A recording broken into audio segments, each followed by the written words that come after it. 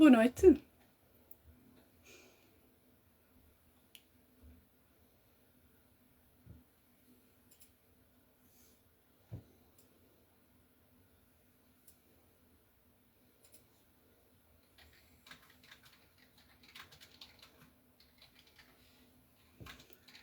Boa noite, boa noite.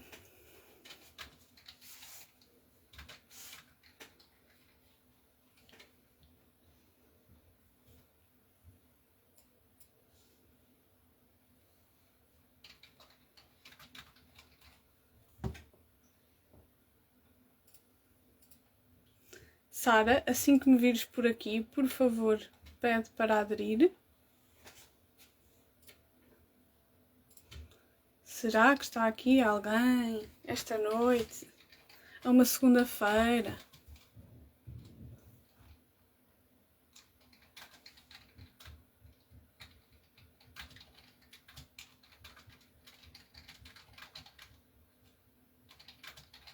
Ah, cá está.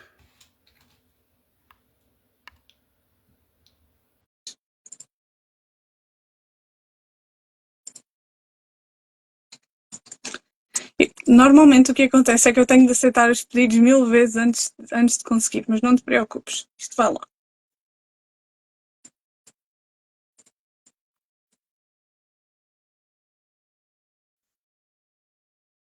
Eu estou a aceitar, a sério que estou, mas isto demora sempre um bocadinho.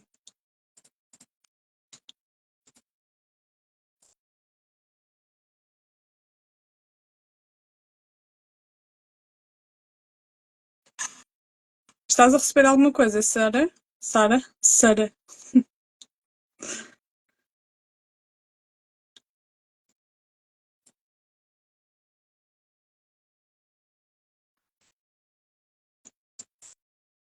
Olá, Ana! Olá! Estou aqui a tentar estabelecer ligação com a Sara.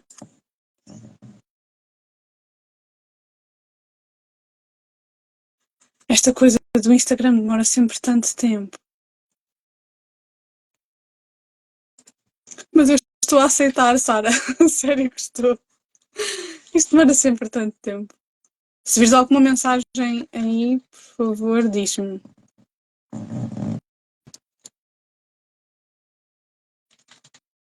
Olá, boa noite.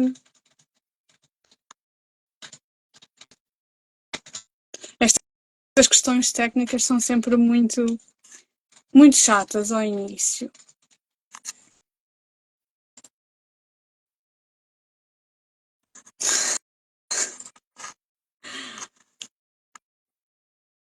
Transmitir em direto com Mulher de Palavra.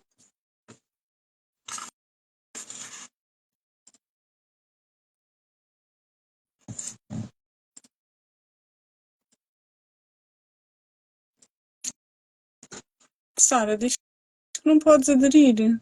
Porquê? Bem, eu vou sair desta live, vou falar um bocadinho com a Sara. Ah, Sara, já que estás! Olá! Demorou um bocadinho. Estava preocupada, mas não faz mal, porque isto demora sempre, esta coisa do Instagram e estas coisas técnicas demoram sempre um bocadinho. Sim. Então, como é que estás? Está tudo bem? Sim, está tudo ótimo. Hoje é Dia Internacional da Tradução, como tínhamos falado, portanto é um dia especial. Mas sim, mas está tudo bem. E contigo? Também, tudo bem. É uma segunda-feira, exatamente. Eu não costumo fazer estas lives tão cedo, mas hoje temos um motivo muito especial para as fazer. Antes de lá chegarmos a este dia de celebrar o Dia Internacional da Tradução, deixa-me só apresentar-te às pessoas, para quem não conhece e não conhece o teu trabalho. Olá, Ana, a nossa maior entusiasta desta live. Sara, Ana Ana dos Paula. Livros do Livro. Desculpa, eu falo tantas vezes com ela que é muito familiar. Sara, antes de mais, obrigada por estares aqui hoje e disponibilizares a tua noite de hoje. Então, vou só introduzir-te para quem não te conhece. Ok? Então, a Sara é tradutora, revisora e escritora com mais de 10 anos de experiência. Começou na imprensa da Universidade de Coimbra e desde 2015 trabalha como freelancer. É especializada em tradução de marketing e tem colaborado com várias empresas em áreas como turismo, entretenimento e tecnologia. Trabalha também com produtos digitais e tem formação em design gráfico, oferecendo serviços nesta área entre 2016 e 2022. Cofundadora de uma associação em Portugal que promove a igualdade de oportunidades na localização, também gera as redes sociais da organização. Nos tempos livres gosta de ler, fotografar e explorar Portugal. Sara, diz tudo bem? Tudo ótimo, impecável. É muita coisa. Tive que recolher aqui uma pequena cábula porque não queria falhar e, portanto, achei necessário. Tens aqui um grande percurso, Sara. Sim, é verdade, é verdade. Não sei por onde é que tu gostavas de começar, porque há aí muita coisa. Olha, Há eu aqui muita tomo coisa, de chazinho, facto, mas olha, eu não vou tem problema. começar pelaquela pergunta que te fiz um bocadinho que te fiz em privado. E que também está relacionada com esta área que vamos falar agora da tradução. Sim, Sara, explica esta coisa da localização que muitas pessoas não estão a par disto. sim, é um termo que nós utilizamos muito no meio, e claro que quem está fora, obviamente, estando fora, não está por dentro. Deixa-me só colocar-te uma questão. Tu estás a ouvir-me bem? Eu acho que está aqui um ligeiro. Perfeitamente, Ok, perfeitamente. ótimo, E eu ótimo. acho que, por favor, quem esteja desse lado, confirme se está a ouvir bem. Mas à Sim, partida está tudo certo. ok, ótimo. Força, Sara. Então, como eu estava a dizer, é um termo um bocadinho mais técnico, entre aspas, muito usado no meio. A localização é basicamente, portanto, tradução, mas é também uma adaptação de conteúdo. O que é que isto quer dizer? Nós traduzimos, ao localizar, nós traduzimos, mas temos a preocupação portanto, em ter em conta o público de chegada, portanto, as pessoas que vão ler o nosso conteúdo, de maneira a que aquele texto vá fazer sentido para aquela realidade. Nós temos uma realidade muito diferente, muitas vezes, num texto original, e o que queremos fazer é que as pessoas que vão ler a tradução tenham um efeito semelhante, portanto, ao contactar com aquele texto. Ou seja, é tradução, não é nenhum nome assim muito complicado, apesar de ser específico, é tradução, mas é uma tradução adaptada a uma realidade específica. Portanto, claro que, obviamente, tu tens que ter conhecimento da cultura da qual estás a transcrever. E da nossa também, para poderes também adaptar ao nosso dia a dia, ao nosso cotidiano.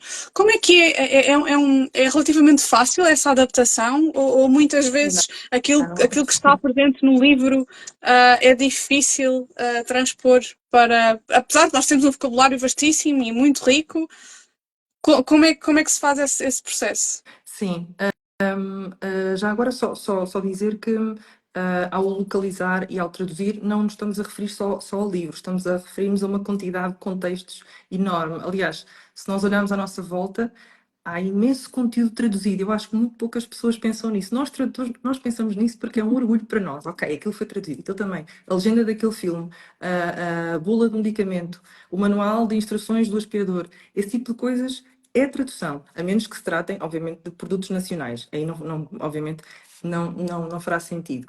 Mas tudo o que é estrangeiro e nos vem parar às mãos, há tradução envolvida. Isto é fascinante, mas isso sou eu que sou tradutora. Mas em relação à localização, há muitos tipos de contextos, portanto, que podem ser localizados. Por exemplo, estou-me a lembrar de um caso de um cliente que é um cliente regular, que é uma empresa de formação online, e o meu trabalho além de traduzir, também é localizar, adaptar esses conteúdos de inglês para, portanto, de um público que é holandês e britânico, porque aquilo é feito assim em simbiose, e é feito, portanto, é traduzido para português. E muitas vezes há referências ou culturais ou de outra ordem que fazem muito sentido para aquele público, mas depois ninguém as conhece em Portugal. Ou seja, tu estás a escrever um texto sobre um tema e chegas a uma parte em que tens que dar um exemplo sobre alguma coisa e fazes uma referência a um desenho animado muito conhecido na Holanda ou na Grã-Bretanha. O tradutor, quando lê aquilo, vai ter que pensar: ok, esta referência, este exemplo vai resultar em Portugal? As pessoas que vão ler isto vão conseguir reconhecer esta referência e perceber o exemplo? Se calhar não, porque é uma coisa muito, muito local. Então, o que nós fazemos é tentar entender que exemplo é que podíamos dar de maneira a que aquele texto resulte em Portugal. É um bocadinho por aí, portanto, não sei se respondi à tua pergunta, porque entretanto eu gosto muito de divagar e posso-me Não, ter e olha, perdido alguns. não, eu ia dizer precisamente isto. A questão destas conversas, e quando são muito descontraídas, é uma das coisas que eu mais Sim. gosto. É precisamente isso, é o facto e eu disse isto também em privado. As conversas ramificam muito, porque depois as áreas Sim, são muito vastas e são todas muito interessantes, e é perfeitamente normal que isso aconteça. é verdade. Portanto, e nós gostamos, e é isto mesmo. As conversas são descontraídas e é isso mesmo. É como se estivéssemos quase a um café a receber pessoas, ou numa sala, como eu costumo dizer, a minha sala de estar digital, e portanto, estas intervenções são descontraídas e fazem parte.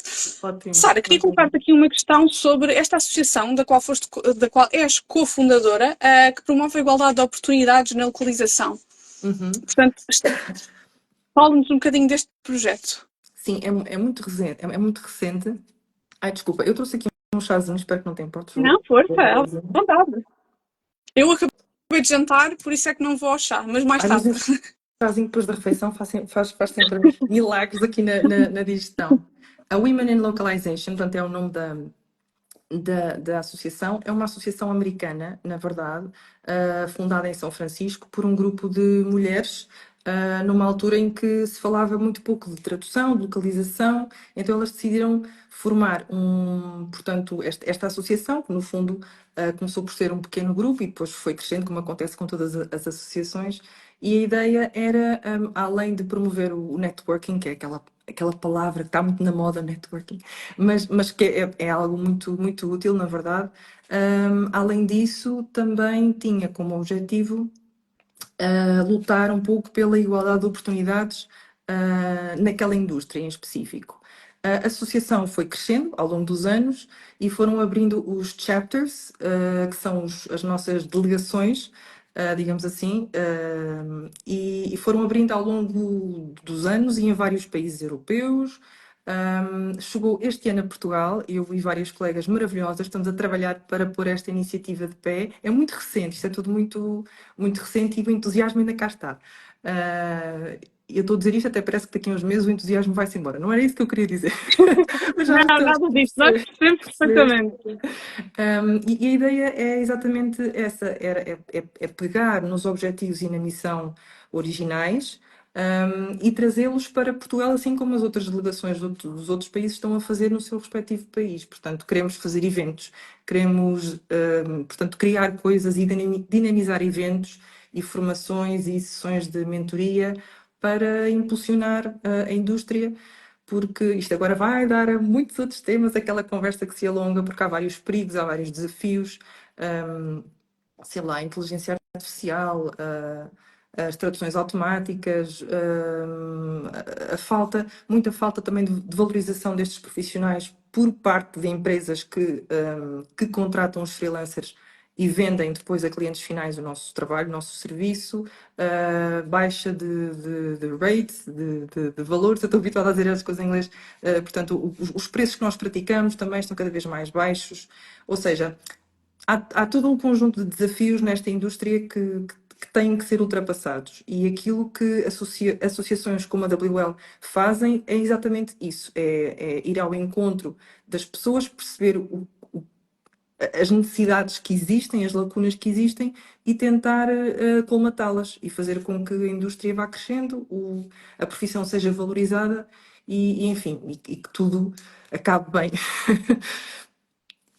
Como tu disseste, o trabalho de tradutor é muito vasto e, portanto, abrange áreas das quais nós nem nos apercebemos e é fantástico perceber o trabalho de um tradutor. Há pouco tempo, Sara, se não me engano, e quem estiver por aí que me esclareça, Caio, antes de mais, obrigada por ter mudado de canal. Estamos muito contentes por tê-lo aqui. Muito obrigada. Ia dizer-te que, por causa da questão de se ler cada vez mais livros em inglês ou noutro idioma, preterindo um pouco, supostamente, a leitura em português. Sara, o que é que tens a dizer sobre isto? Diz-me. Olha, Diz-nos. Do ponto de vista, as questões são, às vezes são mais complexas do que parecem. Eu acho que às vezes é, em geral, não só em relação a isto, acho que é perigoso nós termos uma visão unilateral das coisas. Eu gosto muito de línguas. Em primeiro lugar, acho excelente as pessoas lerem livros como uma maneira de alimentarem os seus conhecimentos linguísticos e praticarem, acho ótimo. Não sou contra isso. Não podia ser, porque eu própria também leio, leio sobretudo em inglês. Um, não acho que isso seja necessariamente um obstáculo à publicação e à tradução. Pronto, lá está, antes de se publicar vai-se traduzir, de obras estrangeiras, até porque a maioria das pessoas, se calhar a língua estrangeira que lê mais é o inglês, mas vão haver outras línguas que muito pouca gente vai dominar e, portanto, o que é que se faz? Não se lêem esses autores? Não é preciso eu saber alemão para ir ler o Kafka, porque há um tradutor que vai traduzir. Portanto, isso pode acontecer em relação ao inglês, sim, mas não acho honestamente que isso possa ser um entrave à tradução em geral. À tradução do inglês, se calhar é possível que vá diminuindo, mas em relação às outras línguas, eu penso que não. Até mesmo autores japoneses que estão agora mais na moda e que se falam mais. Ou seja, há línguas suficientes para que a tradução literária não morra, em geral. Isso Não sei são se... ótimas notícias, não é? Sim, isso é a minha perspectiva, atenção. Atenção. Claro, claro, claro que sim. Olha, e o mercado da tradução em Portugal? Como é que tu achas, um bocadinho mesmo na perspectiva de tradutora, falando exatamente que é o teu papel como tradutora, como é que tu vês esta questão da tradução em Portugal? É valorizada, muito valorizada, pouco valorizada? Não, acho que não é muito valorizada, e estamos a falar em tradução em geral, não só literária, mas em geral. Eu acho que as pessoas não conhecem bem o trabalho do tradutor, ainda há muitos mitos. Olha, estava-te a falar exatamente sobre isso Olha, em boa, boa. mensagem. Bom Há ponto de partida também. Sim, é engraçado porque 10 anos depois de ter iniciado a carreira, quando eu me apresento a alguém, eu tenho que dizer por alguma razão que sou tradutora, a primeira coisa que normalmente me costumam perguntar é: então, e que tipo de livros é que traduzes? E está tudo bem porque as pessoas não têm obrigação de saber tanto da minha profissão como eu, certo? Eu também, se calhar, se quisesse conhecer um canalizador, se calhar também vou dizer um disparate sobre a profissão dele, porque também não sei o que é que os canalizadores fazem exatamente ao pormenor, de maneira a não ser disparates. Um, a questão é que há muito aquela ideia de resumir a tradução a um só contexto. Só há livros. E não há só livros, há imensa coisa. Nós começámos a falar exatamente sobre isso nesta conversa há pouco. É só olhar à nossa volta. Tudo que é produto estrangeiro, desde filmes, desde produtos, desde lojas online, tudo que é estrangeiro nos vem parar às mãos. E está em português, não o que é estrangeiro e nós consumimos numa língua estrangeira, claro, o que é estrangeiro, mas vem parar às nossas mãos em português, frisando isto, vai necessariamente passar ou passou pelo processo de tradução ou de localização, e portanto é vastíssimo este Até mundo. porque, aliás, o nosso mundo é cada vez mais. Estamos na era da globalização, não é? Portanto, estamos constantemente ligados a outras culturas, outras perspectivas, outros horizontes, outras formas, as formas de viver, e a tradução, de facto, tem um papel essencial, até porque, como tu dizes, acho que. E na verdade. Nós de facto não temos essa noção do impacto e da importância que a tradução tem no nosso dia a dia, porque estamos habituados a receber as coisas já na nossa língua e, portanto, Já feita. partimos do. É como se tivesse nascido, não é? É como se o produto original fosse português e estivesse na nossa língua, mas de facto não temos a ideia. Eu acho que não pensamos muito nesta questão de o que está à nossa volta. Praticamente 90% do que consumimos infelizmente, ou felizmente, agora depende da perspectiva, não é? Tem uma origem que não é portuguesa E, portanto, a tradução tem esse papel extremamente importante. E porquê que tu achas que as pessoas só associam aos livros e não associam depois só ao resto da vida cotidiana? Exatamente pelo que estavas a dizer, porque não se nota que são traduções. E eu agora gostava de dizer uma coisa: Força. ainda bem, mas ainda mal, porque isto é muito complexo e é fascinante, porque se nós estamos a consumir, como tu estás a dizer, um produto qualquer e não notamos que é uma tradução, não temos essa consciência, isso quer dizer, no fundo, que o tradutor fez ali um bom trabalho, porque normalmente a gente, quando nota alguma coisa, espera lá. Estamos a ver uma série, aquilo não nos cheira, não foi bem traduzido. Nós notamos a existência e a presença de um tradutor através do erro. É engraçado, não através daquilo que é bem feito. E, portanto, isso é bom, não sermos notados no sentido em que está um trabalho bem feito e parece que o texto foi feito para o público português e está tudo bem e nós estamos a consumir e está a fluir e está a fazer sentido. Mas, por outro lado, se é verdade que a tradução deve ser invisível no sentido em que deve fluir e deve ser natural. Por outro lado, o tradutor, a figura do tradutor, como também um autor, isso também é outra questão, deve ser valorizada e falada e discutida. E eu defendo muito isso. A tradução é a arte da invisibilidade. Eu acho que o ano passado, ou há 2 anos, não sei, escrevi um post exatamente sobre isso no Mulher de Palavra, sobre a questão da visibilidade versus, a questão da visibilidade versus invisibilidade. E é isso mesmo. Nós temos que estar invisíveis, uma vez que é importante o texto soar natural em português.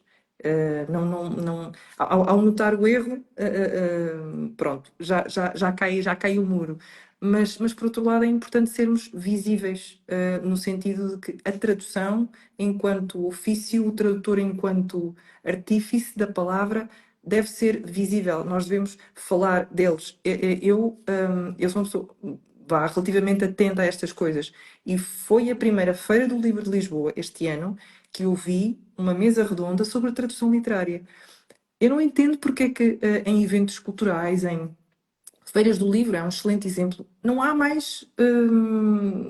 eh, mais iniciativas em geral. Eu digo mesa redonda, podia dizer outra coisa qualquer, mas já agora sim, pronto, as mesas redondas são importantes para discutir, mas não se fala de tradução literária. Eu não sei dar percentagens, mas numa feira do livro, os livros que estão à venda, mais da metade são livros estrangeiros. Estão lá traduções. Portanto, como é que os tradutores não estão visíveis numa feira do livro? É uma coisa que sempre me fez impressão, sempre. E quem diz feiras do livro diz outros eventos culturais em que o tradutor pode não estar tão presente como na feira do livro, porque o objeto de livro tem ali mão do tradutor, mas podemos ir dar a tradução de outra maneira. Enfim, por exemplo, festivais de cinema. Festival de cinema. Nós temos o Festival de Cinema Italiano e Francês, são os que mais, aqui em Coimbra, pelo menos, o resto do país não sei. As sinopses, as folhas de sala, tudo isso é traduzido. É traduzido do francês.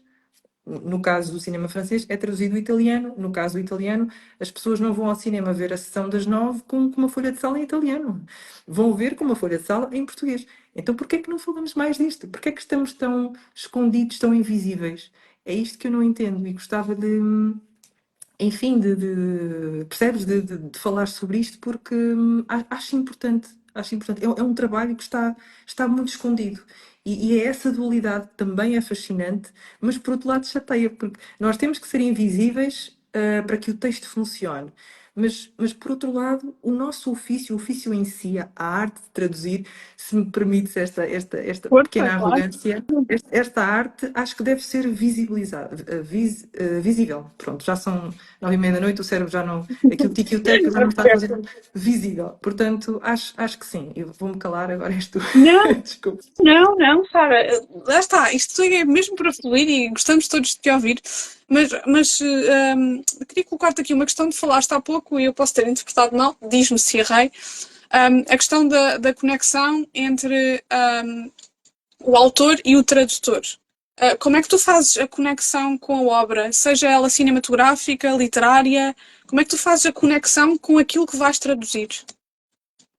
Sim, a tradução também, isso vai ter um ponto também muito, muito interessante, que é Em tradução, qualquer que ela seja, vai sempre haver alguma perda. Isto é, no fundo, a tradução é um equilíbrio entre o ganho e a perda. A poesia, tu falaste aí, eu já vou ao teu exemplo, mas só para dizer, a poesia, por exemplo, é uma arte em que se, em que se ganha muito, mas também se perde muito, porque se repararmos, as línguas são todas, são organismos vivos e são todas muito diferentes. Há línguas que nos soam. Isto agora vai da sensibilidade e da subjetividade de cada um, claro, mas há línguas que são mais duras, mais ferozes. O alemão, para mim, sei lá, por exemplo, a pessoa pode estar a fazer uma declaração de amor, mas vai soar sempre muito cru, muito. Eu Enfim, acho que todas as pessoas no geral têm essa ideia do alemão. não é? Ok, não sou só eu, ainda bem. Não sou só eu. Mas é muito difícil nós conseguimos a 100%, e também não sei como é que se avaliaria isso, a 100% nós fazermos uma transferência, não é? Portanto, uma tradução de um poema em alemão, por exemplo, para o português, porque vai soar sempre diferente, a língua vai soar diferente, ainda que esteja lá o conteúdo todo, que as rimas sejam respeitadas, obviamente não se vai rimar com as mesmas palavras, essa é outra questão, não é? Há duas palavras que rimam em alemão, não vai resultar em português, vamos ter que alterar. Logo, vamos ter que tomar uma decisão. Ok, vamos ser fiéis ao sentido, ao conteúdo, ao que lá está, ou vamos ser fiéis ao som, à rima? E então, indo por um lado ou por outro, vai haver alguma perda de um lado ou do outro. E, portanto, há sempre essa escolha. Em resposta à tua pergunta, voltando um bocado atrás, que isto vai Não, desenvolvendo. não, força, força. É mesmo Um, assim, para trás, para a frente, para a parte. não faz lembrar as VHS antigas que a gente puxa para a frente, é forward, enfim. Sim, sim, sim. A conexão depende muito de que é que estamos a falar e em que contexto, porque quando eu recebo portanto, eu trabalho especialmente na área do marketing, sites, blogs, newsletters, etc. Quando eu recebo um trabalho de um cliente, normalmente eu recebo guidelines, recebo portanto, algumas regras, algumas normas, de maneira a eu saber, no fundo, como é que vou abordar o texto. E, portanto, normalmente eu respeito sempre aquelas guidelines. Às vezes, há limite de caracteres, eu tenho que respeitar esse tipo de regra e pronto, e outras assim parecidas. E, portanto, a abordagem ao texto, ao conteúdo, é feita em parte pelo cliente, é ele que diz o que é que quer, basicamente, e depois há a minha parte, que é a parte de quem percebe da cultura de chegada, portanto, nós falamos em cultura de partida, portanto, é a cultura do texto original, e cultura de chegada é a cultura da tradução. E cabe-me a mim, portanto, a ter esse conhecimento e pô-lo em prática de maneira a que o público-alvo depois leia o texto com fluidez, que faça sentido, a tal localização, muitas vezes. E é um pouco por aí, portanto, a abordagem é feita segundo aquilo que o cliente quer e depois entra também a minha experiência e aquilo que eu acho que vai resultar também, portanto, tendo em conta o público e o mercado e o contexto e tudo mais. Mas já não sei se me dispersei algures. Não, não, não, tudo bem. Eu estava aqui deliciada a ouvir-te falar e tenho a certeza que as pessoas que aqui estão também. Eu acho que é um mundo, de facto, o mundo da tradução é muito vasto, e poderíamos falar aqui de imensas coisas. Sara, se tivesses por exemplo, um elemento da cultura portuguesa, e eu acho que se nos referirmos, por exemplo, a letras de canções, por exemplo, que também transmitem um certo grau de sentimento, seja ele qual for. Por exemplo, vou dar aqui atenção, caros espectadores, que eu posso dar um exemplo absurdo, deem exemplos melhores, interajam, por favor. Sara, por exemplo, quando ouvimos fado, o fado tem a sua própria linguagem, não é? Tem a sua própria manifestação do sentimento, não é? De uma maneira muito, muito própria. Traduzir uma letra de um fado, por exemplo, ou até, como nós vemos em espetáculos, sejam eles teatro ou cinema, que muitas vezes aparece a tradução de algumas falas, por exemplo, também não será propriamente fácil, não é? E eu refiro-me ao fado porque é aquilo que traz mais complexidade, digo eu, em termos de sentimentos e demonstração de sentimentos. A questão da saudade, da angústia, da perda, estamos a falar também de sentimentos aqui um bocadinho mais negativos, mas traduzir isto, toda esta intensidade para uma língua que provavelmente não consegue transmitir a mesma a mesma intensidade, agora já me estou a perder, não será propriamente um trabalho fácil, pois não? Sim, eu nunca traduzi, aliás, nunca traduzi poesia e o fado, pronto, a letra de um fado assemelha-se muito a um poema, é um poema, aliás, mas nunca tive essa experiência. Não invejo quem a tem, aliás, não, não invejo no sentido que é um trabalho bastante, bastante ingrato às vezes, até porque quando estamos a lidar com coisas muito subjetivas como a literatura e a poesia em específico, se calhar depois vai mexer também com as sensibilidades do próprio público, enfim. Mas pensando na letra de um fado como um poema, como estávamos a dizer, nunca vai ser fácil a tradução. Lá está, como estávamos a dizer há pouco, a poesia vive muito do som, da parte formal, da rima, a métrica e aquilo tudo, e não é fácil porque as línguas, lá está, são muito diferentes, funcionam de forma diferente. Em relação ao que estavas a dizer, eu agora vou dizer uma coisa, não me mates por dizer isto, e as pessoas que estão a ver-nos também não me matem, mas eu acho que às vezes há uma certa, como é que eu ia dizer, para não soar mal, há uma certa. Não é sobrevalorização, mas às vezes nós dizemos muito em relação ao fado, ai, mas a saudade e aqueles sentimentos todos muito profundos são muito nossos.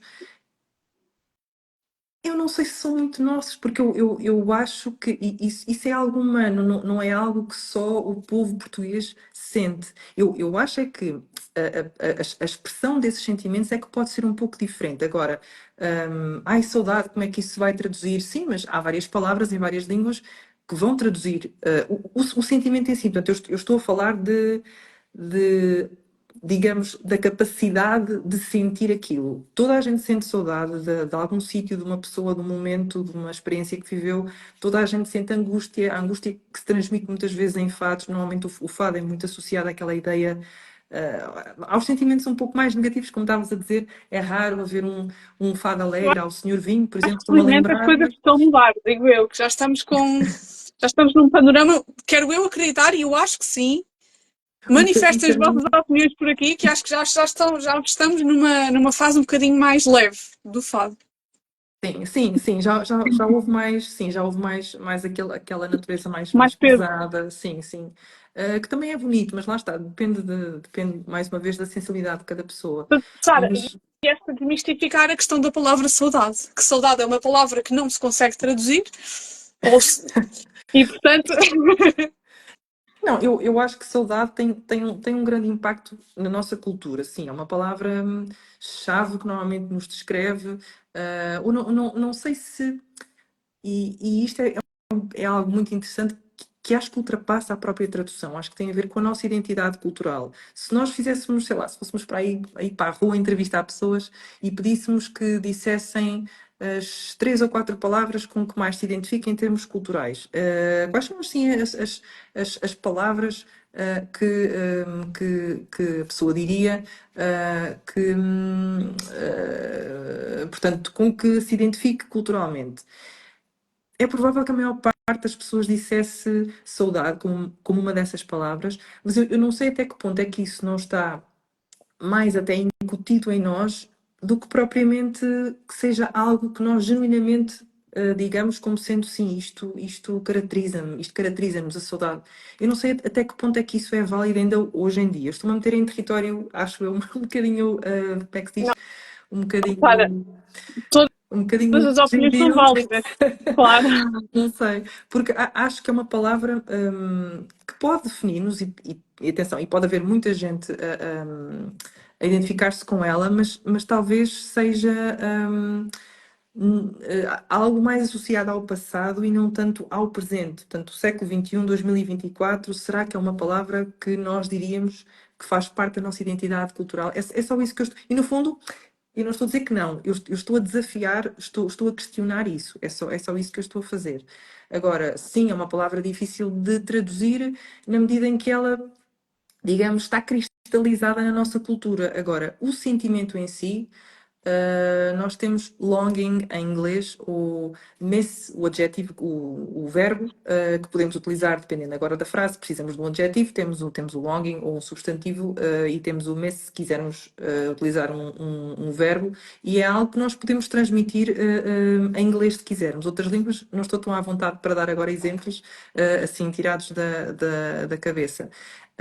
Mas sim, é capaz de ser aí um pouco de misticismo à mistura, acho eu. Mas isto é mais para nós nos questionarmos e pensarmos. Não é uma opinião estanque, não gosto de fundamentalismos, portanto, é só mais achas na fogueira para nós pensarmos nisto. Se faz sentido ainda dizer isto, se não faz, fica aqui, pronto, fica aqui a proposta só para irem pensando nisso.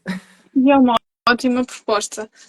Sara, qual foi a coisa mais difícil que já traduziste? A obra mais difícil ou, enfim, outra coisa que tivesse sido mesmo desafiante de traduzir?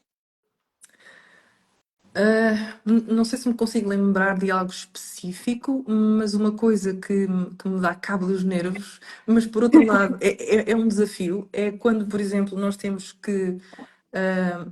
um texto à frente e temos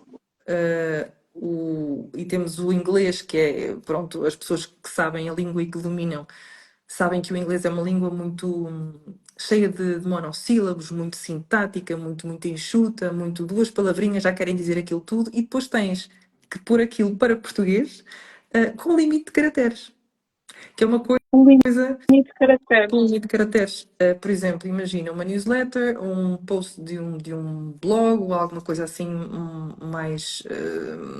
mais formatada, que tenha uma coisa que, epá, isto não pode, este título da newsletter não pode ter mais do que X palavras. Ou no caso de um site que se quer também algo mais curto, mais direto ao assunto. E nós temos ali o inglês que funciona tão bem, que é tão curtinho, que é maravilhoso, e depois tens que usar uma língua, eu adoro o português, atenção, mas é uma língua que é um comboio. Tu, só para dizeres uma palavra, tens para aí já 50 caracteres, já dás cabo daquilo tudo. E então é engraçado o desafio, mas também depende dos dias. Há dias em que eu gosto simplesmente de trabalhar e deixar fluir e não estou muito para desafios. Há outros dias em que, bora isto! E então é bastante complicado às vezes conseguir gerir isso. Tu tens que dizer a mesma coisa, ser fiel ao original, mas respeitando aquele número de caracteres. E portanto o inglês é uma língua muito curtinha, e tens que desenrascar, basicamente. É isso. Olha, e em relação, por exemplo, a palavras ou conceitos técnicos de alguma coisa de uma área que tu não dominas por aí além, uh, Sim. como é que se processa? Normalmente, portanto, se calhar começar pelo início. E existem tradutores técnicos, que são tradutores que tratam conteúdo desde manuais como é que se diz? De instruções, por exemplo, de eletrodomésticos e outras coisas mais técnicas. Essa normalmente é a especialidade dos tradutores técnicos. Eu não sou tradutora técnica, mas às vezes aparecem algumas palavras.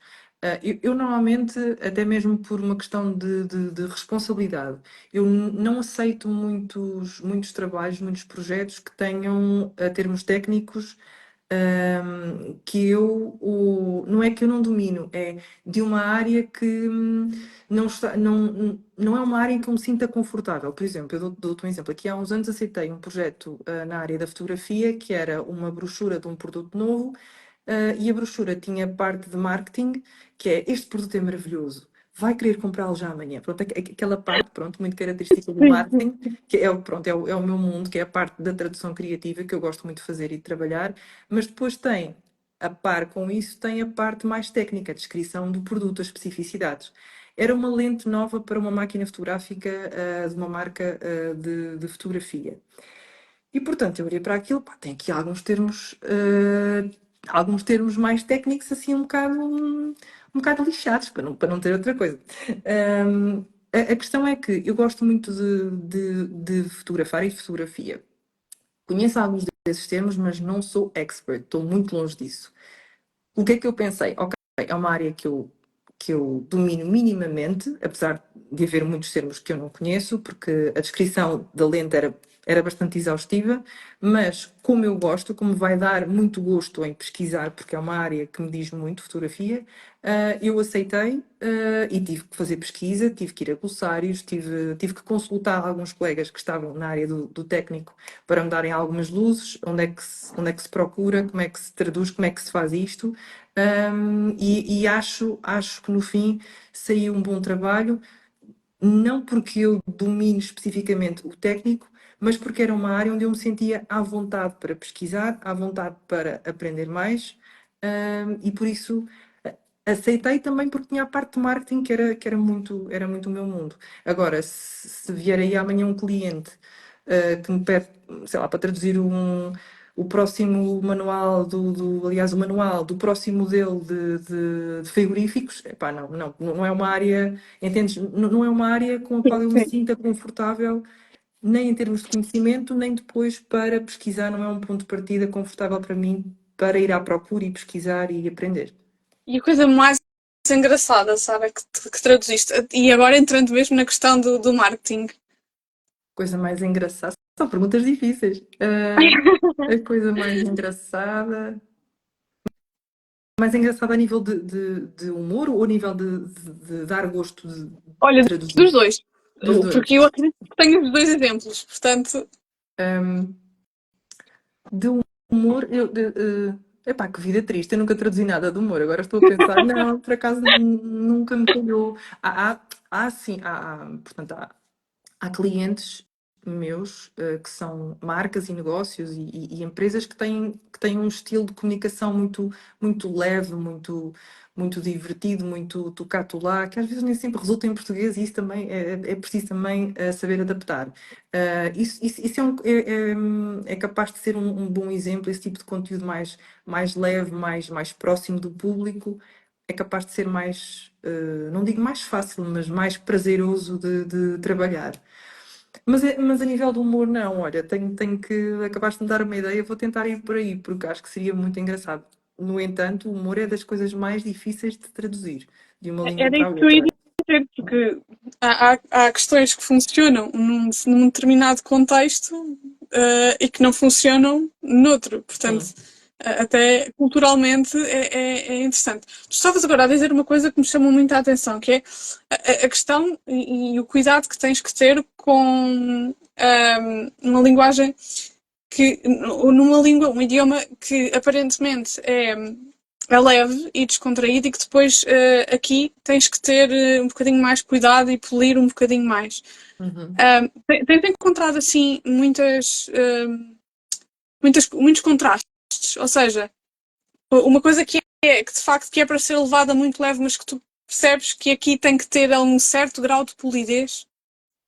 Uh, Normalmente, o que acontece é que, e eu digo isto porque traduzo mais do inglês, eles têm o you que resolve os problemas todos. Aquele pessoal tem a vida super facilitada, deixa-me dizer, porque tem you, tanto faz que seja um idoso como uma criança de 5 anos, e que resulta para toda a gente. É espetacular. Aqui nós não temos isso, nós temos o tu, temos o você, e depois na parte do você há vários graus de formalidade, porque nós podemos tratar por você, mas sem usar o pronome você propriamente dito.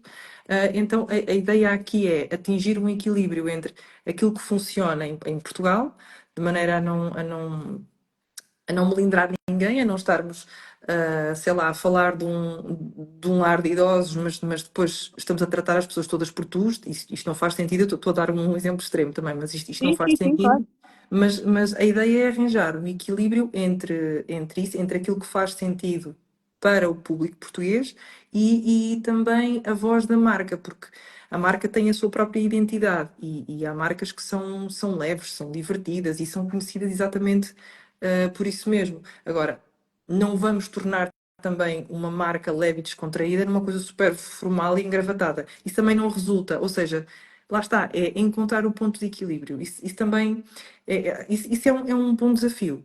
É um bom desafio, porque tratar as pessoas por tu em Portugal vai-se vendo um pouco mais, mas eu acho que só resulta plenamente quando o produto ou o serviço é dirigido a camadas mais jovens. Quando é algo, uma marca de roupa só para teenagers, por exemplo. Então, ok, então vamos tratar por tu, porque ninguém se vai identificar com você e gosta destas calças. Isso não vai resultar. Ahm, agora, Mas tu sentes que, isso isso. está a essa questão está a mudar gradualmente, ou seja, que já começa a haver um certo à vontade ou uma permissão, de certa forma, uma permissão implícita de que já começas a entrar num território em que é possível. Principalmente eu digo isto mais questões corporativas, eu acredito que seja também uma questão bastante difícil, não é? Nós em Portugal ainda temos um certo grau de formalidade, positiva ou negativa, agora depende muito da perspectiva. Somos um país com um certo grau de formalidade. Achas que de alguma forma tu sentes isso a mudar até quando fazes este processo de tradução? Acho que há alguma mudança, sim, até porque às vezes portanto, o público-alvo que vai ler as traduções que eu faço são empresas, e as empresas têm cada vez gente mais jovem, têm cada vez mais jovens e as pessoas são mais jovens, portanto, nos dois sentidos. E aí acho que, acho que podemos estar a caminho de uma transformação, mas eu acho que neste momento ainda é cedo.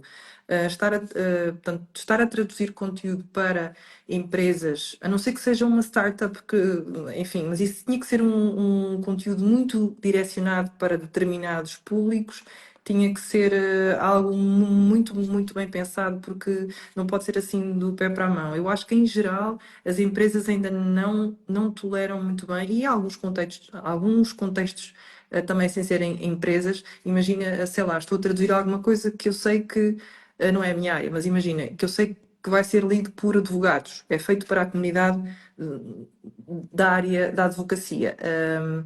É uma área em que ainda há muita formalidade. Ou seja, não vai resultar um tu, ainda que estejamos a contar que sejam advogados mais jovens a ler aquilo, não vai resultar. É uma área, é uma indústria, é um nicho em que ainda há muita formalidade.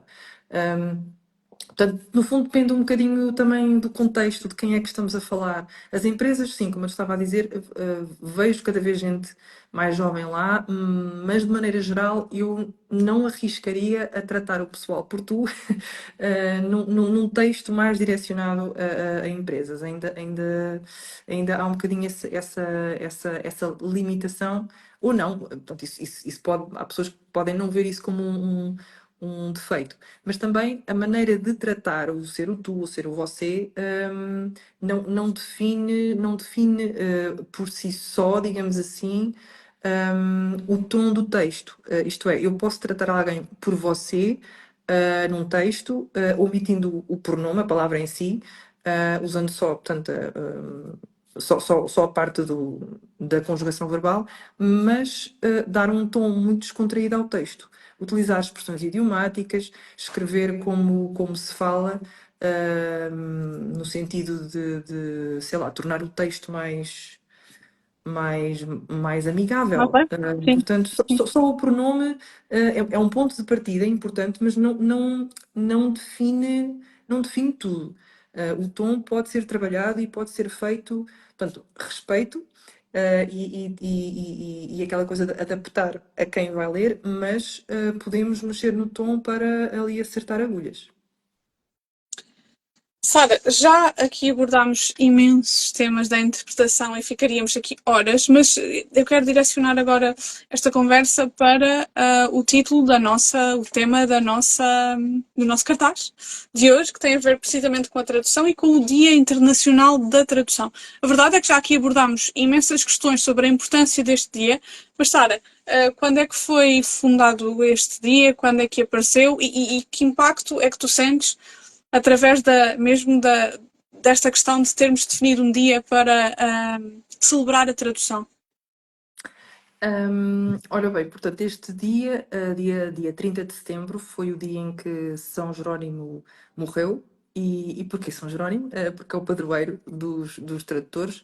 E porquê que é o padroeiro dos tradutores? Isso agora vai em catadupa. Porque São Jerónimo fez, além de santo, da Igreja Católica, São Jerónimo fez uma coisa muito importante para, digamos, a cultura ocidental em específico e para o mundo em geral, que foi a Vulgata, ou seja, ele traduziu pela primeira vez a Bíblia do grego e do hebraico, se não estou enganada, para o latim. Portanto, é a primeira tradução para o latim que há da Bíblia, foi feita por ele. E a partir do momento em que temos uma tradução desta dimensão, decidiu então fundar-se este dia. Este dia foi fundado, se não me engano, pela ONU, acho que não estou a dizer asneiras, e sim, e a ideia era precisamente um, dar visibilidade, aquela visibilidade que falávamos há pouco, dar visibilidade à profissão, aos tradutores, de maneira a que se reconheça o seu valor no quebrar de barreiras. Não tem que haver uma cultura distante de nós, não, através da tradução a cultura vem até nós. E isso é importante, sim. Sara, estava agora a recordar-me que tínhamos falado na nossa conversa em privado em desafiar os nossos espectadores para o que é essa tradução, não é? Acabámos por enverdar por outra área, mas eu acho que no fundo podemos deixar aqui também um desafio a quem nos está a ver sobre o impacto que acham que a tradução tem na vossa vida.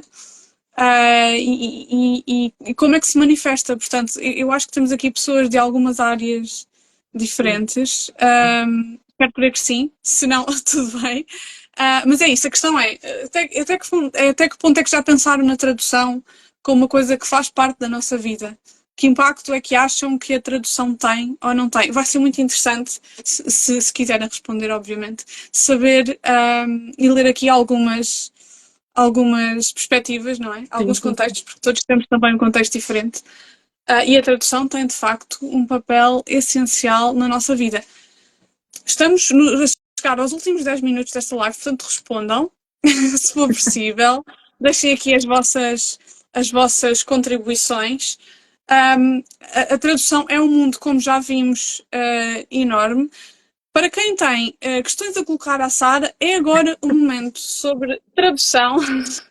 A área que a Sara domina, entre outras, obviamente, até porque a Sara gosta muito de ler, somos as duas, temos isto em comum também, e Sim. fotografar.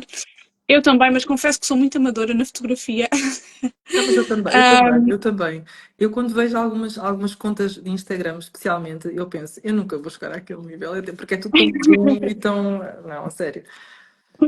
Eu penso mesmo, eu sou mesmo amadora, sou aquela fotógrafa de telemóvel, mas faço o melhor que pode. Mas bom, focamos aqui na tradução. Que impacto é que a tradução tem na vossa vida? Ou se já se depararam com alguma coisa que de facto vos fez relevar a importância da tradução na vossa vida? Quem tiver questões, por favor, coloca a Sara. Questões ou até outra intervenção que queiram fazer. Estamos nos últimos 10 minutos da nossa conversa. Sara, muito obrigada por este bocadinho, quero Não, foi agradecer-te um muito. gosto. Ah, Obrigada eu eu pelo disse que ia ter convite. uma conversa muito descontraída, como se fosse numa sala de estar. No fundo, temos aqui outras pessoas a assistir, mas estamos na nossa sala de estar. Exatamente. Eu costumo dizer carinhosamente, porque gosto de receber as pessoas com descontração e com leveza. Não sou uma pessoa de grandes formalidades. E pronto, Sara, mais uma vez obrigada. Mas antes de me despedir e despedir das pessoas que estão aqui, vá lá, digam alguma coisa à Sara. Alguma Coloquem partilha? questões. Até porque a tradução não é uma área da qual se fala todos os dias. No entanto, é uma área com a qual convivemos direta ou indiretamente. Sara, Exatamente. tens aqui uma questão, não sei se consegues ler também. Como tradutora, preferes ler livros traduzidos em português ou na língua original, se a souberes?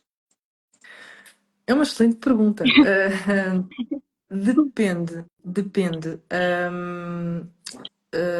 Ainda hoje é engraçado que fiz fiz um post aqui no Instagram, e agora de repente lembrei-me disso. Um autor, por exemplo, como o Mark Twain. O Mark Twain era americano.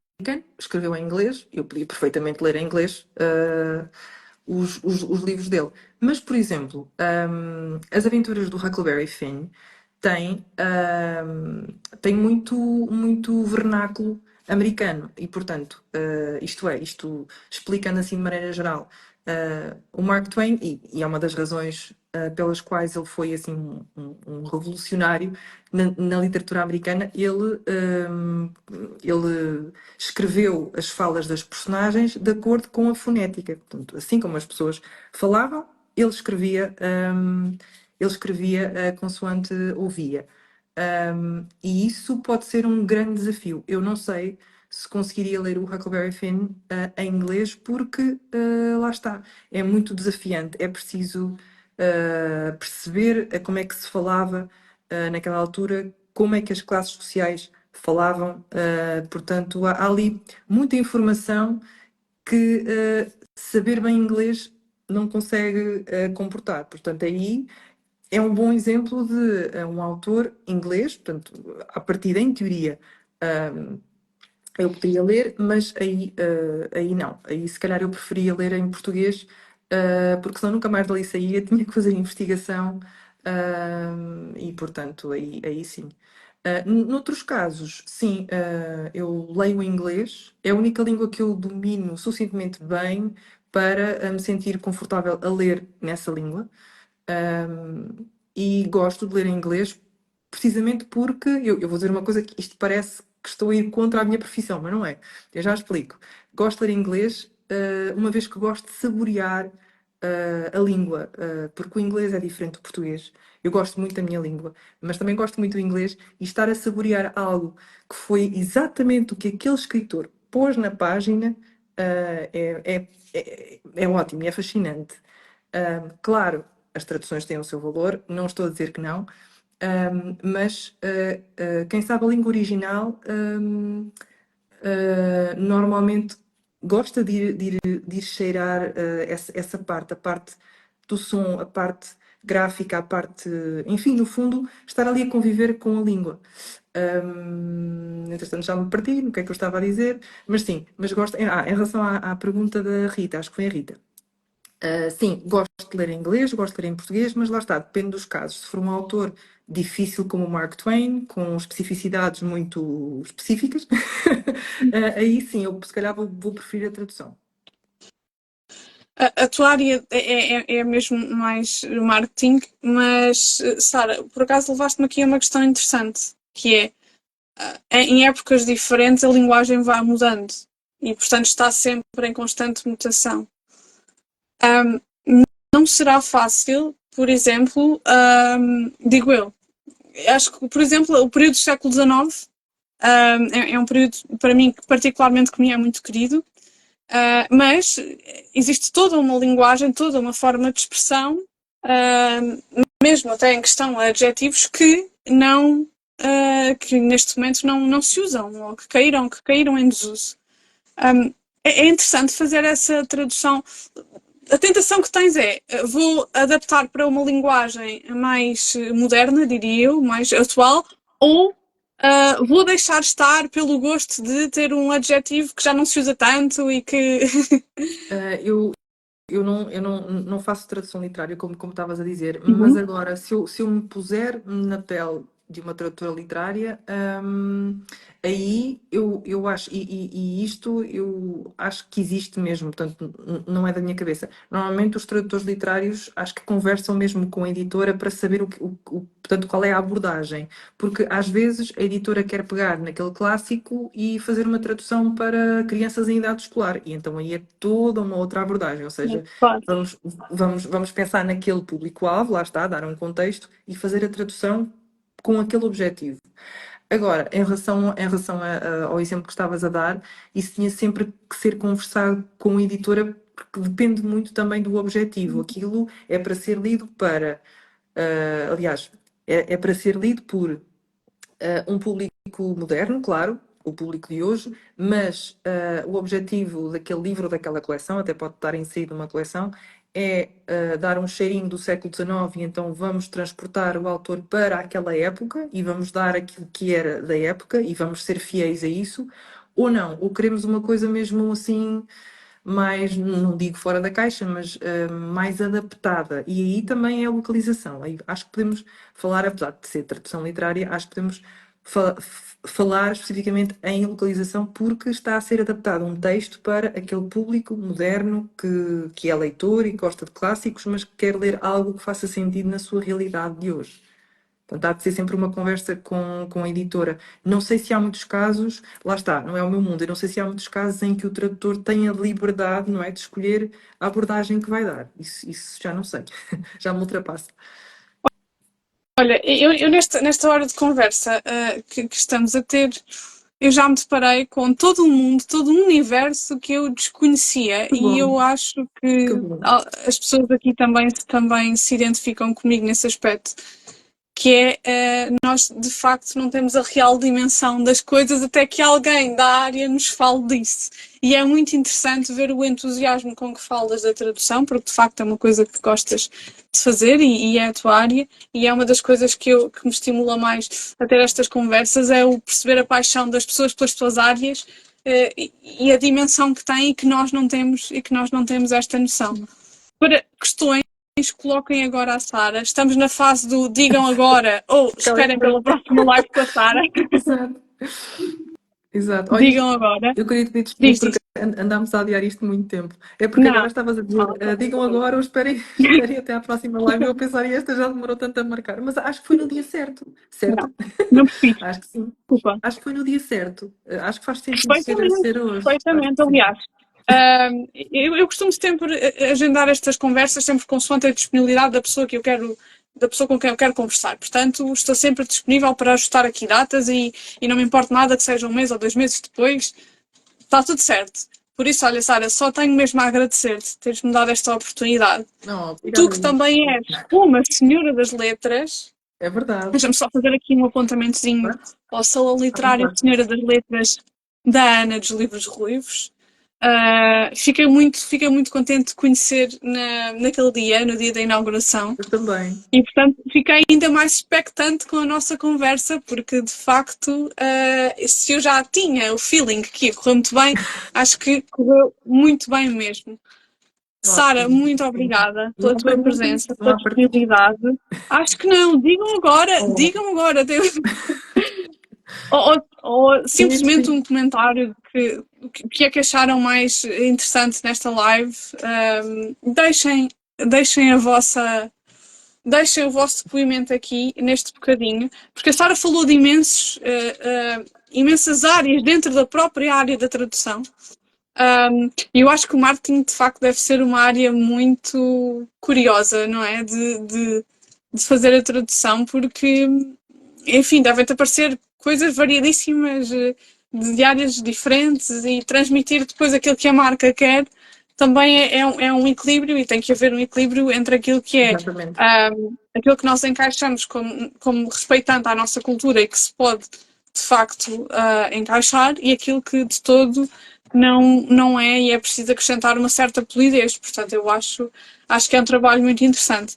Aqui está a nossa Ana dos Livros Ruivos a falar do seu salão literário Senhora das Letras e acho muito bem, porque é um Inscrevam-se, excelente salão. inscrevam-se para a sessão do Inscrevam-se, tour. exatamente. Nós somos duas honradas Convidado. membros deste salão. Temos aqui a nossa anfitriã que fez questão de fazer parte e estava muito entusiasmada com esta live, tenho a dizer, com esta conversa, este direto. Também eu estava muito ansiosa. É verdade, fui eu que falei, mas apanhada, é verdade. Fui eu que falei, mas acho que foi muito bem encaixada nesta conversa. Assim Muito será. obrigada. Ana, muito obrigada pela tua presença. Vá, não me leves a mal, mas muito obrigada pela tua presença, Ana, e pelo teu apoio constante. E Sara, obrigada a todos que nos estiveram a ver lá em casa e que é isso tocaram em mesmo. RTP pelo teu live. Espetacular. Não, é verdade, temos aqui alguém que disse que trocou RTP por nós. Meu Deus, Espetáculo. espetacular. Caio, muito obrigada. Espero que tenha valido a pena e valeu com certeza. Olha, temos aqui uma pontuação 11-10 estrelas. Ai, a Bárbara, querida Bárbara. Obrigada. É. Muito Obrigada a obrigada pela todos. vossa presença aqui. Obrigada mais uma vez, Sara, Obrigada a por ti. estares aqui. Eu acho que foi uma excelente conversa e super descontraída, portanto Sim. acho que corremos muito bem. Ninguém tem mesmo nada a dizer à Sara, nada de nada. Caramba, com tantas coisas. Não, ninguém tem. Eu disse tanta Sara, coisa para vos picar, disse tantas coisas para vos picar e vocês não eu estão a acho que é ver. uma conversa a repetir, porque de facto ramificaste muito e ainda bem que ramificaste, porque aprendemos ainda mais. Portanto, é uma conversa a repetir numa próxima oportunidade. Agradeço mais uma vez a todas as pessoas que estiveram aqui presentes. É sempre muito importante para mim e tenho a certeza que para quem eu recebo também é muito importante ter esta audiência.